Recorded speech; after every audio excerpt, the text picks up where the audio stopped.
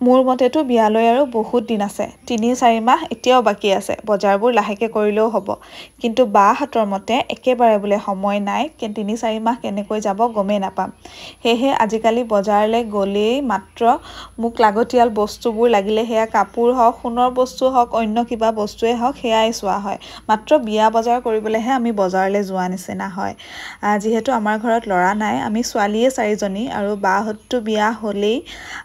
যেতিয়াই সময় পায় যেতিয়াই সময় মিলে তেতিয়াই বজাৰবোৰ আচলতে কৰি থবলৈ বিচাৰে যাতে কামবোৰ অকণমান কমি থাকক আৰু এইকেইদিন আমি আটাইকেইজনী ঘৰতে আছো যিহেতু যিমান কাপোৰ বজাৰ কৰা হৈছিলে আটাইবোৰ উলিয়াই চিলোৱা দহি বটা হেয়া কাম কৰা হৈছে আৰু ই হৈছে অভিনাশ মোৰ বন্ধু পেছাগতভাৱে ই এজন মেকআপ আৰ্টিষ্ট কিন্তু চাদৰো দহি বাতিছে চাওক গাইছ ইমান ধুনীয়াকে সৰ্বগুণ সম্পন্ন একদম আমাৰ ল'ৰা